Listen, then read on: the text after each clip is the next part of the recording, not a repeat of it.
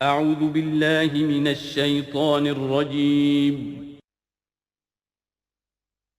بسم اللہ الرحمن الرحیم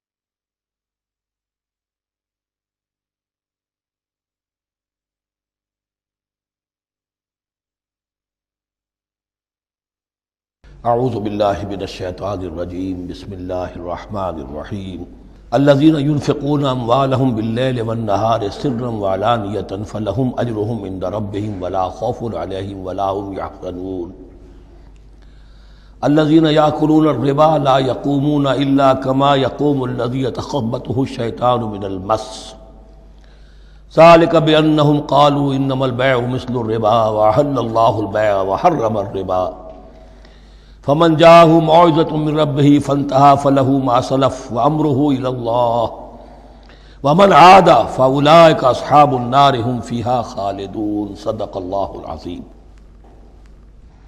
رب اشرح لي صدري ويسر لي أمري واحلل عقدة من لساني يفقهوا قولي۔ ابھی سورہ مبارکہ کا وہ رکوع ہم پڑھ رہے ہیں کہ جو آج کے حالات میں اہم ترین ہے، اس لیے کہ اس دور میں اللہ کے خلاف بغاوت کی سب سے بڑی شکل تو ہے غیر اللہ کی حاکمیت کا تصور۔ سب سے بڑا شرک یہ ہے، نفسیاتی اعتبار سے سب سے بڑا شرک مادے پر توکل، بتوں سے تجھ کو امید خدا سے نومیدی، مجھے بتا تو صحیح اور کافری کیا ہے۔ لیکن یہ نفسیاتی اور داخلی بات ہے۔ خارجی اور واقعاتی دنیا میں سب سے بڑا شرک اس وقت وہ غیر اللہ کی حاکمیت، جو اب عوامی شکل اختیار کر گئی، عوامی حاکمیت۔ اور اس کے بعد اس وقت کے گناہوں میں، بدعملی میں سب سے بڑا فساد جو ہے وہ سود کی بنیاد پر ہے۔ سب سے بڑا فتنہ، سب سے بڑا فساد دنیا میں جو اس وقت سب سے بڑی شیطنت ہے، جو یہودیوں کے ذریعے سے پورے گلوب کو اپنی گرفت میں لینے کے لیے بےتاب ہے، وہ یہی ہے جو سود کا ہتھ کنڈا ہے، اس کی حرمت۔ یہاں ایک سوال میرے ذہن میں کبھی کبھی پیدا ہوتا تھا کہ یہ جو پہلی آیت ہے اس کا تعلق تو انفاق فی سبیل اللہ کے ساتھ ہے، اسے پچھلے رکوع کے ساتھ شامل ہونا چاہیے تھا، لیکن بعد میں یہ حقیقت مجھ پر منکشف ہوئی کہ بڑی حکمت کے ساتھ اس آیت کو اس رکوع کے ساتھ شامل کیا گیا ہے۔ وہ حکمت میں بعد میں بیان کروں گا۔ الذین ينفقون اموالهم باللیل والنہار، وہ لوگ کہ جو اپنا مال خرچ کرتے رہتے ہیں رات کو بھی دن میں بھی، سرم وعلانیتاً، خفیہ طور پر بھی اعلانیہ بھی، صدقات واجبہ اعلانیہ، صدقات نافلہ خفیہ، انفاق فی سبیل اللہ خفیہ۔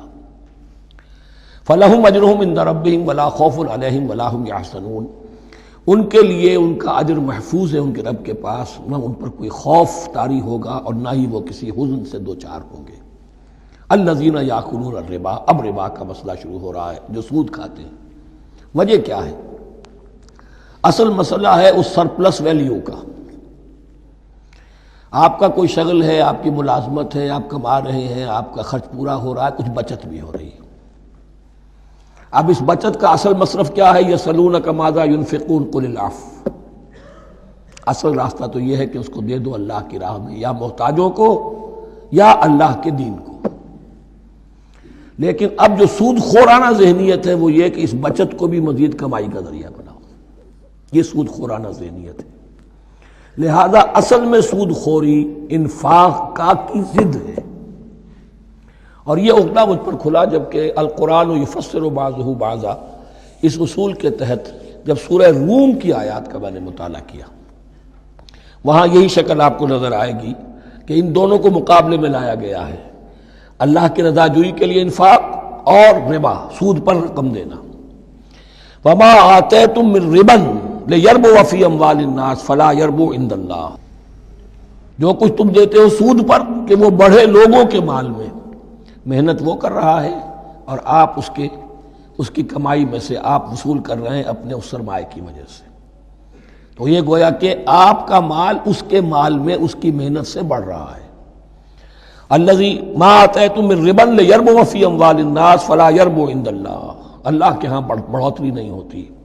وما آتیتم من زکاۃ تریدون وجہ اللہ فاولئک هم المضعفون، اور وہ جو تم زکوٰۃ اور صدقات میں دے دیتے ہو اللہ کی رضا جوئی کے لیے، تو وہ ہیں جو دوہرے چوہرے کر رہے ہیں، ان کا مال بڑھ رہا ہے، اس کی بڑھوتری ہو رہی ہے. تو انفاق فی سبیل اللہ، صدقات، زکوٰۃ، اس کے بالمقابل، اس کے برعکس ہے اپنی اس بچت کے مال کو. اور آپ کو معلوم ہے آج کی بینکنگ سسٹم کا سب سے زیادہ زور بچت کی اسکیم، اور یہ سب کا سب جو ہے در حقیقت saving bank, saving account, save کرو، لیکن سیو کرو مزید کمانے کے لیے. سیو جو ہے اس لیے نہیں ہے کہ اپنا پیٹ کاٹو اور غرباء کو دو، اپنا سٹینڈرڈ آف لیونگ کم کرو اور اللہ کے دین کے لیے خرچ کرو، یہ نہیں، بلکہ اس لیے کہ وہ جو تم بچاؤ وہ ہمیں دو، تاکہ وہ ہم سود پر زیادہ رقم، زیادہ شرح سود پر دوسروں کو دے اور تھوڑا شرح سود تمہیں دے دے. اب اس کے برعکس سے الذین یاکلون الربا، جو لوگ سود کھاتے ہیں، لا یقومون الا کما یقوم الذی یتخبطہ الشیطان من المس، وہ نہیں کھڑے ہوتے مگر ان کی طرح سے کہ جن کو شیطان نے مخبوط الحواس بنا دیا ہو چھو کر. یہاں عام طور پر یہ سمجھا گیا کہ یہ قیامت کے دن کا نقشہ ہے. یہ قیامت کے دن کا نقشہ تو ہوگا ہی، اس دنیا میں بھی سود خوروں کا حال یہی ہے. اور اگر ان کا نقشہ دیکھنا ہو تو کسی سٹاک ایکسچینج کو جا کے دیکھ لیجیے، معلوم ہوگا دیوانے ہیں، پاگل ہیں، چیخ رہے ہیں، دوڑ رہے ہیں، بھاگ رہے ہیں. وہ انسان نہیں نظر آتے اس وقت جو بھی کچھ ہو رہا ہوتا سٹاک ایکسچینج کے اندر. مخبوط الحواس انسان جو ہے وہ ہو جاتا ہے، یہ سود خوری کی وجہ سے. الذین یاکلون الربا لا یقومون الا کما یقوم الذی یتخبطہ الشیطان من المس ذلک بانہم قالوا انما البیع مثل الربا. اور ان کے سب سے بڑھ کر مخبوط الحواس ہونے کا مظہر یہ ہے، یہ اس لیے کہ وہ کہتے ہیں کہ بیع بھی تو ربا کی طرح ہے، بیع بھی تو سود ہے. میں نے 100 روپے کا مال خریدا، 110 میں بیچ دیا، 10 بچ گئے، یہ ربا ہے، ربا جائز ہے. 100 روپے کسی کو دیے اور 110 لیے، یہ سود ہو گیا. بھائی کیوں ہو گیا؟ 100 روپے کی شے دے دی، یہ 100 روپیہ دے دیا، کیا فرق پڑا؟ 10 لاکھ کا مکان بنایا، 4000 کے قرضے کے ماہانہ کرائے پر دے دیا، جائز ہو گیا. 10 لاکھ کسی کو دیا اور اس سے 4000 روپیہ مہینہ دینا شروع کیا، یہ سود ہو گیا، حرام ہو گیا. عقلی طور پر یہ باتیں ہیں کہ جو سود کے حامیوں کی طرف سے کہی جاتی ہیں. انما البیع مثل الربا، بیع میں بھی جو نفع ہوتا ہے، ربح اور ربا یہ میں اس وقت بیان کر چکا ہوں سورہ بقرہ کے دوسرے رکوع کے ضمن میں. تو یہ جان لیجئے کہ اس ظاہری سی مناسبت کی وجہ سے ان کا مخبوط الحواس لوگ جو ہیں وہ اس دونوں کے اندر کوئی فرق محسوس نہیں کرتے. یہاں اللہ تعالیٰ نے ان کے قول کا عقلی جواب نہیں دیا، بلکہ جواب کیا دیا؟ احل اللہ البیع وحرم الربا. اللہ نے بیع کو حلال قرار دیا ہے اور ربا کو حرام قرار دیا ہے. اب تم بات یہ کرو، اللہ کو مانتے ہو یا نہیں؟ رسول کو مانتے ہو یا نہیں؟ قرآن کو مانتے ہو کہ نہیں؟ یا اپنی عقل کو مانتے ہو؟ اگر تم مسلمان ہو، اگر تم مومن ہو تو اللہ کا حکم جو وہ فرمائے، نہ صرف اللہ کا، جو رسول کا ہے. ما آتاکم الرسول فخذوہ وما نہاکم عنہ فانتہوا، جو کچھ رسول تمہیں دے لے لو، اور جس چیز سے روک دے رک جاؤ. یہ تو شریعت کا معاملہ ہے. ویسے اس میں جو فرق واقع ہوتا ہے وہ یہ ہے کہ ایک ہے فلوئڈ منی، فلوئڈ کیپٹل، ایک ہے فکسڈ کیپٹل. مکان 10 لاکھ کا ہے، لیکن مکان سے جو شخص رہ رہا فائدہ کیا اٹھائے گا؟ 1 مہینے رہے گا نا، بس اس کا بدل آپ نے لے لیا. 10 لاکھ روپے کسی کو نقد دے دیے، وہ کسی کام میں لگائے گا، 12 لاکھ بھی بن سکتے ہیں، 15 بھی لگ سکتے ہیں، 8 بھی رہ سکتے ہیں. اس میں آپ نے فکسڈ اگر لیا تو یہ حرام ہے. ان دونوں میں اگرچہ عام طور پہ کہا جائے گا یہ بھی کیپٹل ہے وہ بھی کیپٹل ہے، مکان بھی تو سرمایہ کی ایک شکل ہے، لیکن یہ فکسڈ کیپٹل ہے، اس کی شکل بدل نہیں رہی ہے. اس مکان میں تو ایک شخص رہ جائے گا، سکنا ہوگا، اس کی رہائش ہے، یا آپ کہیں گے اس کی ویئر اینڈ ٹیئر ہے تو اس کا آپ نے بدل لے لیا، بس ختم. لیکن وہ جائے گا، وہ مکان آپ کے لیے رہ جائے گا. لیکن یہ کہ 10 لاکھ جس کو دیا نقد، وہ کاروبار کرے گا، کچھ اور کہیں لگائے گا، اس کے اندر اضافہ بھی ہو سکتا ہے، کمی بھی ہو سکتی ہے. اس میں پھر فکسڈ پروفٹ لینا یہ ہے حرام، اور ان دونوں میں کوئی مناسبت نہیں.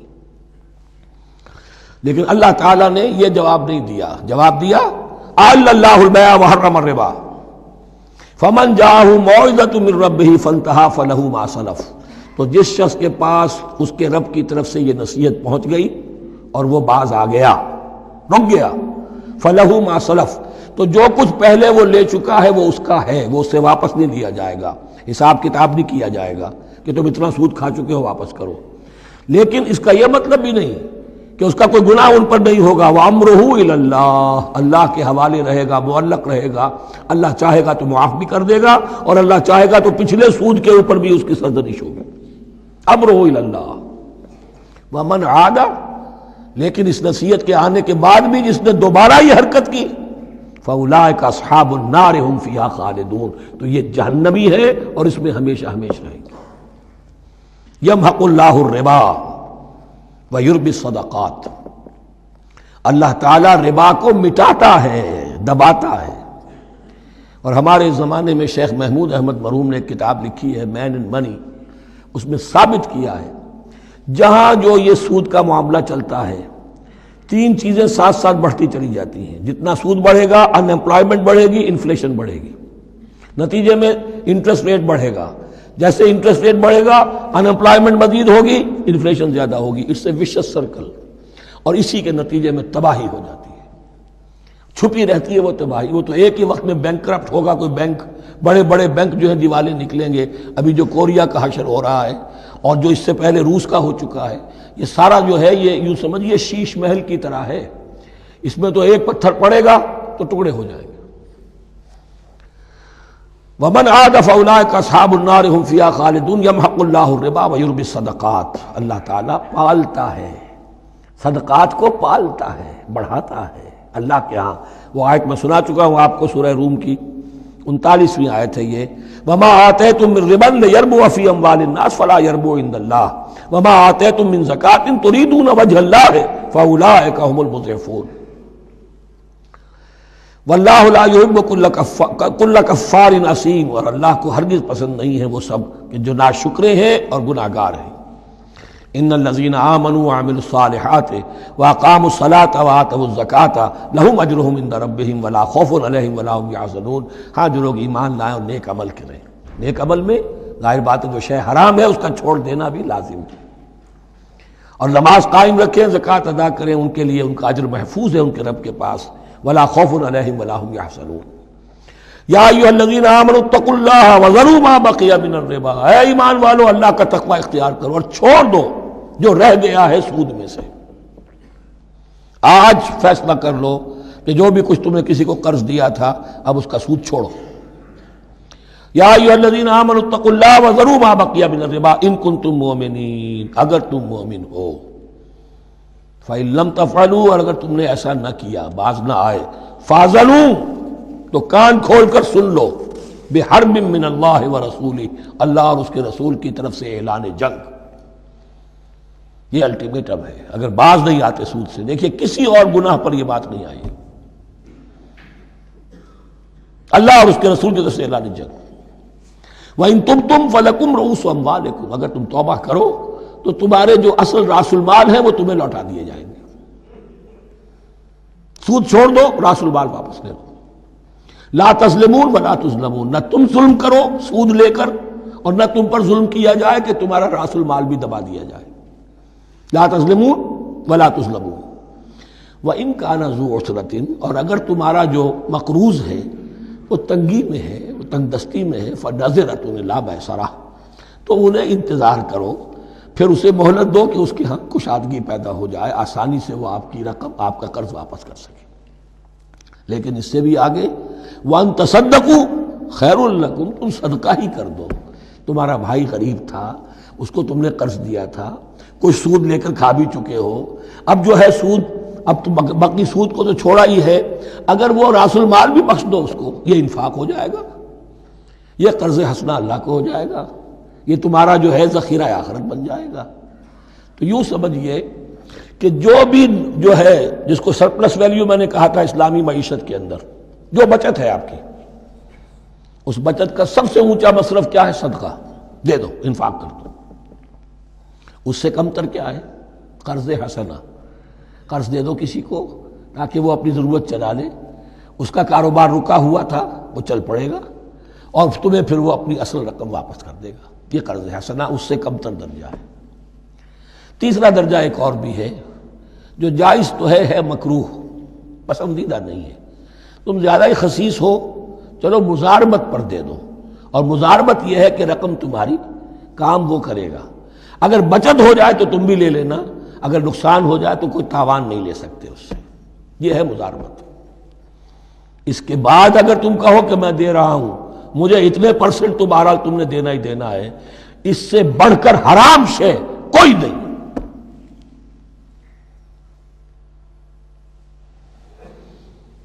وَإِنْ كَانَ ذُو عُسْرَةٍ فَنَظْرَةٌ إِلَىٰ مَيْسَرَةٍ، تو اگر وہ ہے مقروض تمہارا وہ تنگی میں ہے پھر انتظار کرو، اسے مہلت دو اس کی کشائش تک.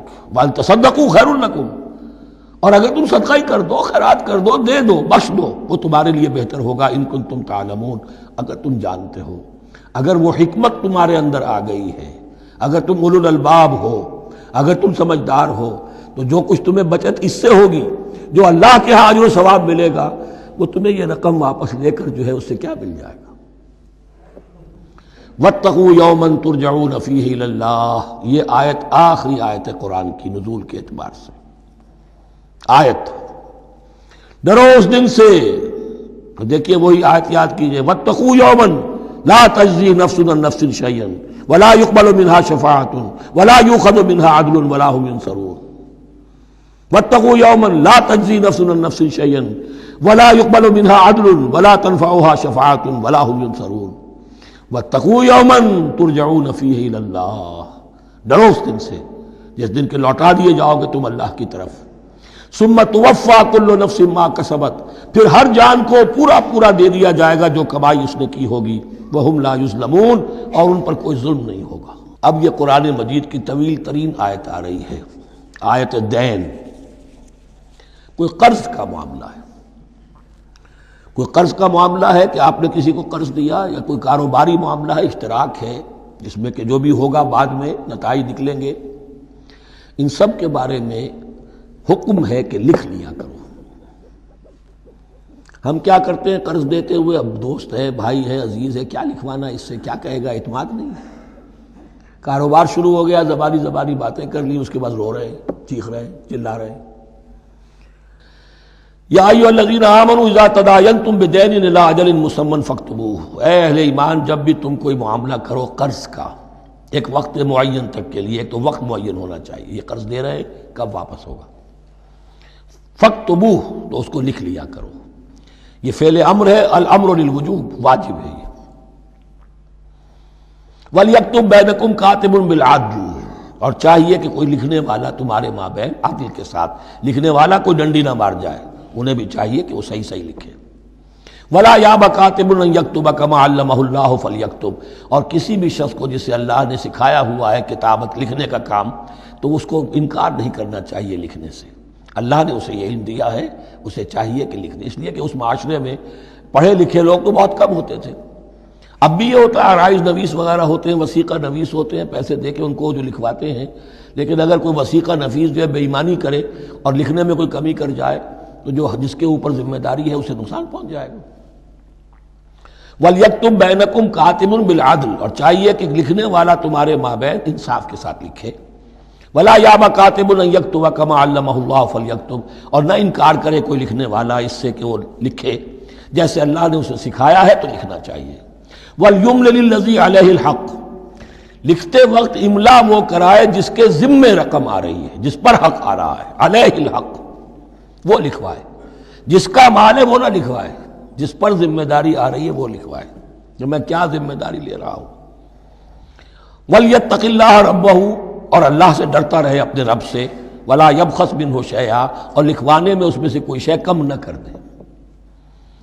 فَإِنْ كَانَ الَّذِي عَلَيْهِ الْحَقُّ سَفِيًّا، اب اگر وہ جو مقروض ہے، جو قرض دے رہا ہے، جس کے ذمے کوئی ذمہ داری آ رہی ہے، وہ ناسمجھ ہے یا بوڑھا ہے، ضعیف ہے، اور لا یستطیع ان یملا، یا اس کے اندر یہ اتنی صلاحیت نہیں ہے کہ املا کرا سکے، یہاں املال املا کے معنی میں ہے. ہوا فلیملل ولیہ بالعدل، تو اگر وہ نہیں املا کرا سکتا تو اس کا کوئی ولی ہو، اس کا کوئی وکیل ہو، اس کا کوئی اٹارنی ہو، وہ اس کی طرف سے اس کو لکھوائے۔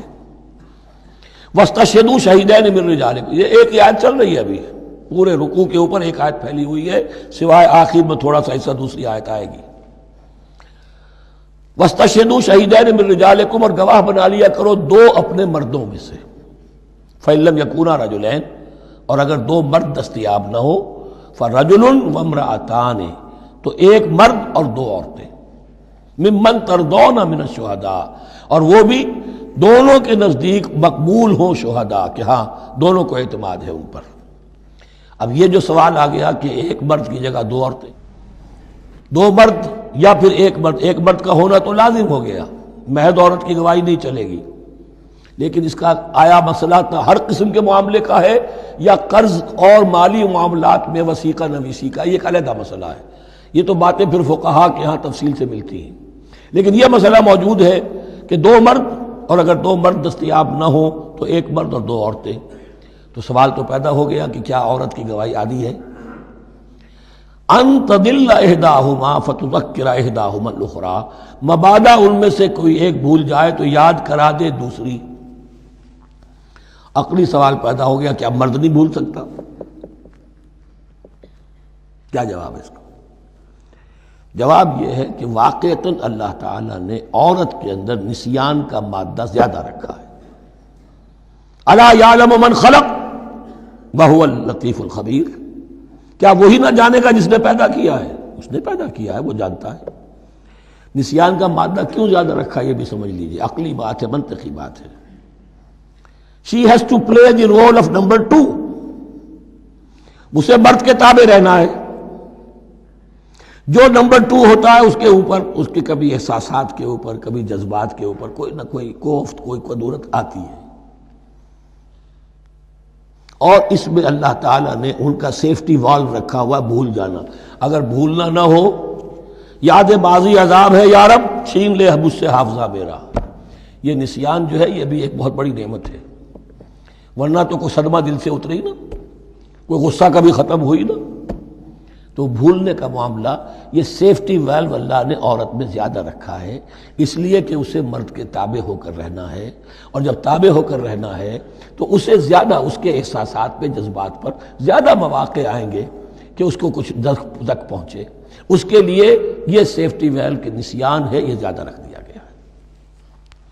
ان تضل احداہما فتذکر احداہما الاخری، اب یہ کہ اگر یہ بات سمجھ میں نہ آتی تب بھی اللہ کا حکم ہے ماننا ہے، اگر فسک کیپٹل اور فلوئڈ کیپٹل کا فرق سمجھ میں نہیں آتا تب بھی بیع حلال ہے، ربا حرام ہے، اللہ خیر صلی اللہ، احل اللہ البیع وحرم الربا، لیکن اگر حکمت سمجھ میں آ جائے تو نور علی نور۔ ولا یابى الشہداء اذا ما دعوا، اور نہ انکار کریں گواہ جب کہ ان کو بلایا جائے، اب گواہی کے لیے بلایا جائے تو گواہ نہیں آ رہے، نخرہ کر رہے، نہیں، ان کو آنا چاہیے، جو اللہ کی کوئی گواہی جو ہے اگر چھپائی ہے تو بہت بڑا ظلم ہے۔ ولا تسأموا، اور اس سے تھکو مت، کسل مت کرو، سستی مت کرو، ان تکتبوہ، کہ تم لکھو اسے، صغیرا او کبیرا، چاہے چھوٹا معاملہ ہو چاہے بڑا ہو، الی اجلہ، وقت معین کے لیے، اتنا قرض دے رہا ہوں، اتنے وقت میں آپ نے مجھے لوٹانا ہے، اس کے بعد آپ بڑھا سکتے ہیں، آپ دیکھ سکتے ہیں، اسے مزید مہلت دے سکتے ہیں، ایسے ہی حالات ہیں تو آپ معاف بھی کر سکتے ہیں، لیکن یہ کہ جب لکھنا ہے، حکم دیا جا رہا ہے تو اس میں اجل معین ہو، الی اجلہ، اور اس میں چھوٹے بڑے کی تفریق نہ کرو، چاہے چھوٹا مسئلہ بڑا لکھ لو، ذالکم اقسط عند اللہ، یہ اللہ کے نزدیک بھی زیادہ مبنی بر انصاف ہے، واقوم للشہادہ، اور گواہی کے لیے زیادہ قوی ہوگا اور زیادہ درست ہوگا، لکھی ہوئی شے ہوگی تو اب معاملہ جو ہے بہت واضح رہے گا، ورنہ زبانی یادداشت کے اندر کہیں کہیں جو ہے تعبیر ہی میں فرق ہو جاتا۔ وعدنا اللہ ترتابو، اور یہ اس کے بہت قریب ہے کہ تم بھولو گے نہیں، الا ان تکون تجارتا حاضرتا تدیرونہا، الا یہ کہ کوئی لین دین ہو، تجارت ہو جو حاضر ہوتی ہے دست بدست، آپ نے سودا دیا، اس نے پیسے دے دیے، اب کیش میں وہ دے دیجئے یا آپ دینا چاہیں تو، ورنہ یہ شریعت میں لازم نہیں ہے۔ اگر ایسا دست بدست کا معاملہ ہے تو پھر یہ ہے کہ وہ تو ہو گیا ایکسچینج، وہ مال جو ہے دکاندار نے مال دیا، آپ نے پیسے دے دیے، اس کے لکھنے کی ضرورت نہیں ہے۔ الا ان تکون تجارۃ حاضرۃ تدیرونھا بینکم، تو اگر وہ تجارت ہو کہ نقد تمہاری چلتی ہے، آپس میں لین دین ہو رہا ہے، فلیس علیکم جناح الا تکتبوھا، تو کوئی حرج نہیں ہے تم پر کہ اسے نہ لکھو۔ واشہدوا اذا تبایعتم، اور گواہ بنا لیا کرو جب کوئی مستقبل کا سودا کرو۔ یہ بیع سلم جو ہوتی ہے یہ مستقبل کا سودا ہے، قرض کا سودا ہے۔ بیع سلم بھی ایک طرح کا قرض ہے۔ آج آپ طے کرتے ہیں کسی شخص سے، کسی کاشتکار سے، زمیندار سے کہ اگلا موسم جو آئے گا فصل کا، گیہوں کی فصل کا، تو اتنے روپے من کے حساب سے 500 من گندم میں آپ سے لوں گا۔ یہ بیع سلم کہلاتی ہے، اور اس میں لازم ہے کہ پوری قیمت ابھی ادا کر دیں۔ لیکن اس میں بھی کہ اس وقت آپ کو اتنی گندم دینی ہے، اس کو لکھوا لو اور اس پر 2 گواہ بنا لو۔ واشہدوا اذا تبایعتم ولا یضار کاتب ولا شہید، اور نہ نقصان پہنچایا جائے کسی لکھنے والے کو یا گواہ کو، اور نہ نقصان پہنچائے کوئی لکھنے والا یا گواہ۔ یہ یضار دونوں کے لیے آ جائے گا، یہ معروف بھی ہے اور مجرور بھی ہے۔ نہ ضرر پہنچایا جائے اور نہ ضرر پہنچائے، نہ کوئی کاتب اور نہ کوئی شہید گواہ۔ وَإِن تَفْعَلُوا، اگر تم ایسا کرو گے، نقصان پہنچاؤ گے، فَإِنَّهُ فُسُوقٌ بِكُمْ، تو یہ تمہارے لیے بہت بڑے گناہ کی بات ہوگی۔ وَاتَّقُوا اللَّهَ، اللہ سے ڈرو، وَيُعَلِّمُكُمُ اللَّهُ، اللہ تمہیں تعلیم دے رہا ہے، وَاللَّهُ بِكُلِّ شَيْءٍ عَلِيمٌ، اللہ ہر چیز کا علم رکھنے والا ہے۔ یہ ایک آیت ہوئی ہے، آخری پارے کی میرا خیال 4 5 6 صورتیں جمع کر لیں تو جا کر یہ ایک آیت کا حجم برابر ہوگا۔ جو میں نے کہا تھا کہ آیات کی تعیین توقیفی ہے، یہ ہمارے حساب کتاب سے، گرامر سے، منطق سے، علم بیان سے کسی سے کوئی تعلق نہیں اس کا۔ بارک اللہ لی ولکم فی القرآن العظیم ونفعنی وإیاکم بالآیات والذکر الحکیم۔